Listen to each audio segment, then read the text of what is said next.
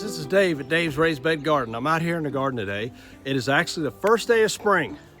It's exciting to be out here. It's a little overcast sky today. It's probably, I would say, about 72 degrees out here. We're supposed to have some warmer temperatures coming in.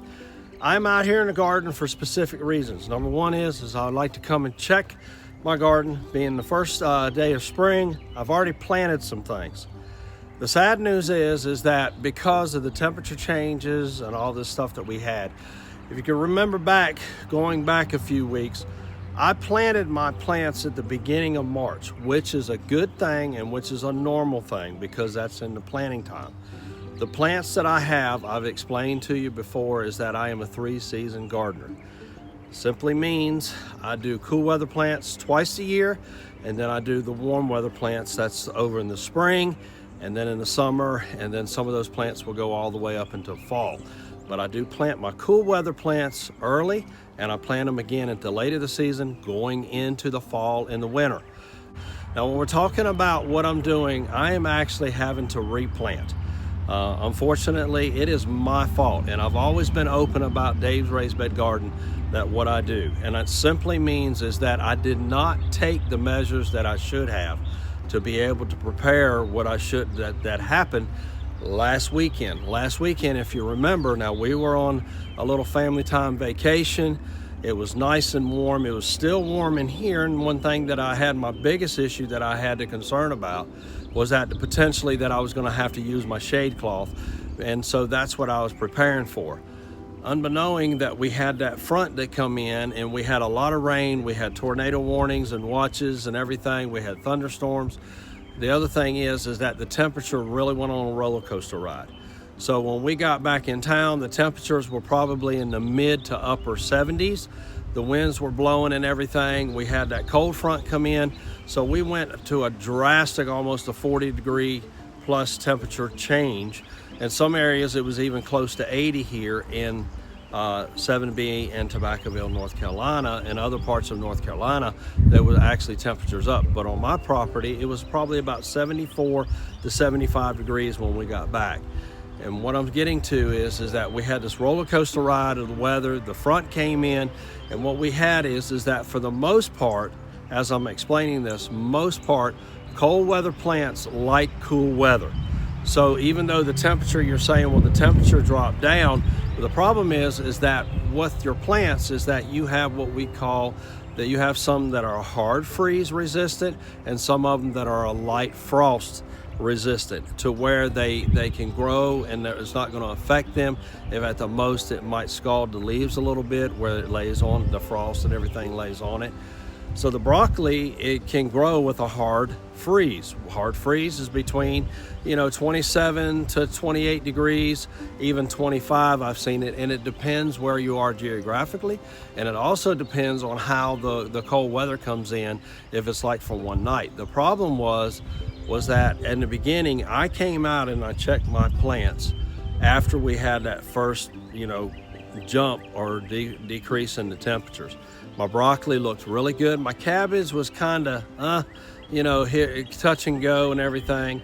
And yes, I do have frost cloth, but no, I did not put it down, and that's my fault. And as a result, I'm having to replace a lot of my plants. There are some that did well. The spinach did remarkably well. The collard greens did well for the most part. Some of my broccoli got hit and some of it didn't do, so I am having replacing. But my cabbage, it took the grunt of it all because that is a light frost plant. So again, that is my fault. And the lesson or the takeaway from this is that you can decide on what you're going to do. I didn't decide. I thought, well, it fared, and I thought it would do okay on the next night, because as I'm looking at the weather app, I'm kind of seeing it, and it's going to be about the same temperature. It wasn't. When I got home that next morning, it was 24 degrees here in my garden, and as a result, I can only hope. And now that the temperature's increased, I do have some broccoli that is surviving. But overall, my cabbage is kind of wiped out. But so the takeaway again is that preparing for the garden, you have to prepare mentally and physically, both, in the aspects that you have to think about what's going to happen. Now, if I'd been out of town, in which I was, and it happened during, there was nothing that I couldn't do, because when we left town, it was nice, but when we come back, this is what came in, and this was afterwards. But I could have prepared myself by simply bringing the frost cloth out. Would it have taken away all of the issues that I'm having to replace? Probably not, because the thing of it is that the weather, you can't control the weather when it comes. I can only do the best thing that I can. That's why I encourage a lot of people, if you don't have a big area for a garden, I would very, very much think about doing container gardening, because with container gardening, if you have the lights, you make a little investment on plant lights and so forth, you can bring those inside. And then so you can protect it from it, so you got a more controlled setting. But when you're doing the open garden like this, and this is why a lot of people only choose to do it during the warm weather, because of this reason. But it's all part of, but you can actually do these things, you know, throughout. You just have to take the measures. And unfortunately, Dave did not take those measures, and as a result, I'm having to replace some of my plants. From here on out, what's going to happen is, as the weather comes in, I will be sharing with you the frost cloth. I will be sharing you all the methods that I normally will use, and then what I do in the garden to prepare my garden to make sure that I have an even better season and everything. I'm going to turn the camera around and show you, and then I'll be talking to you more in just a second. So with the temperatures being at 24 degrees, this is what I'm impressed with, is that my spinach actually has done remarkably well. I've got a little bit of where you can tell the discoloration on it. Let me try if I can get that in. Is that you can see right on the tips a little bit, is that I just have a very, very little bit. This is young spinach, so I can actually pick some of it if I wanted to. My lettuce actually fared out that I had. This is my lettuce that's under the cloth, and you know, it's in the center of my garden. It is one of my lower beds, and it could be because of everything had, when the weather came in and it was windy, it's just the base of the where the location is. So I'm going to move this cloth out of the way. You can tell this cabbage, I mean, it's fair. So this plant, I can leave it to try to see. You can see the damage from it. This is where the cold weather came in. It was warm and then it was cold. Some of the plants that it took a pretty big brunt, but I can save some of it. But I'm going to show you this bed. This bed took a hard hit. You can tell that this one, where it's more or less all gone.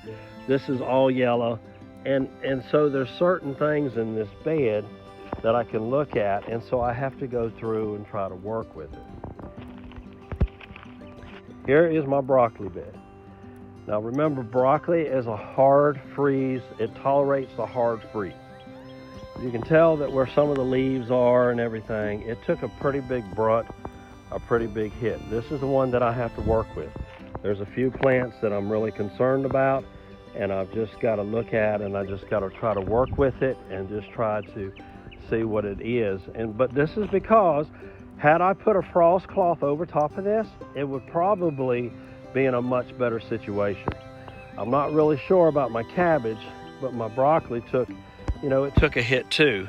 So I've given you a tour of exactly what I'm dealing with. I have 11 beds, but I'm only using just a few of them. I'm not even using more than half of them, because the ones that I have the cattle panel in and so forth, those are the ones that I really like to use for my warm weather plants. And so I'll be able to get those in. And while these are growing and getting ready to harvest, and I'll be filling this bed up that I showed with the lettuce, I'll be filling that in, because lettuce is just it's so pretty, but you can go out and you just pick it and have a salad.